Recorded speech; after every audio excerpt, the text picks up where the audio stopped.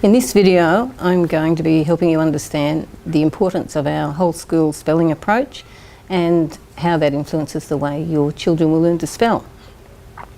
We're using a resource called Smart Spelling to help us mould our explicit daily instruction. All the teachers in the school have been trained in this resource, and what your child learns about spelling will be heavily influenced by this daily instruction. They will be bringing some homework home each week, and they will probably be using some language that's a little bit different to what you've been hearing before. So I'm going to go through that and help you to understand that.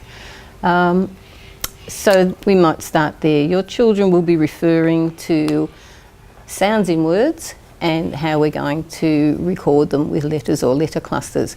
We don't actually call them letters or letter clusters, we call them graphs, digraphs, trigraphs, and that depends on how many letters are used to represent a sound. So as an example, in a simple word like cat, we might say together, your children and I will say together, what are the sounds in cat? We'll go k, a, t, 3 sounds, and so we'll make use of some sound boxes. We know there are 3 sounds in cat that have to be represented. We'll say I can hear k, I'm going to use letter C to represent that. That's a graph. 1 letter is a graph. The next sound was k, a, I'm going to use letter A to represent that. K, a, t, I'll use letter T to represent that. So the word cat is spelled C-A-T, and we use a graph, graph, graph to record that. The next example will have a digraph in it. So we've had graph, and now we're having digraph, di meaning 2, so you will expect there to be 2 letters to represent this sound. So we're thinking of a word like book. We'll say together, what are the sounds in book? B, U, K. Again, there are 3 sounds, so we'll have 3 sound boxes. We represent the B with a graph, B. We represent the U with a digraph for the U sound, and letter K for the K sound. So we have B, U, K. We have a graph, a digraph, a graph.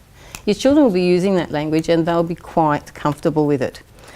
Mostly we'll be working with graphs and digraphs, but there are some sounds that are represented by 3 letters. That would be a trigraph, and even the odd sound that's represented by 4 letters, and that will be a quadgraph. I'll just represent a trigraph. So that would be in a word like light, ul, I, t. Again, 3 sounds. You have a graph for the ul sound, 3 letters for the I sound, and 1 letter for the t sound. So we have a graph, a trigraph, a graph. Again, language that your child will be very confident using, and it's probably a help for you to already understand that when they come home and engage you in a conversation.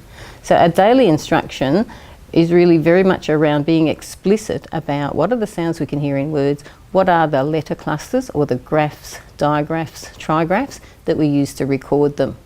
We then finish the session with some oral work. So not only do they look at the word, but they will spell it. For instance, if they're spelling book, they will go B-O-O-K. And the thing for you to know about that is we cluster the letters together that make the sound. So we don't say B-O-O-K, we don't say B-O-O-K, we say B-O-O-K. That's the way your children will be encouraged to spell it out aloud, and therefore try and commit the word, transfer it from their short-term memory to their long-term memory. So if you're actually using that language and understanding where they're coming from based on our instruction, you can actually be a really big support in the development of their spelling skills.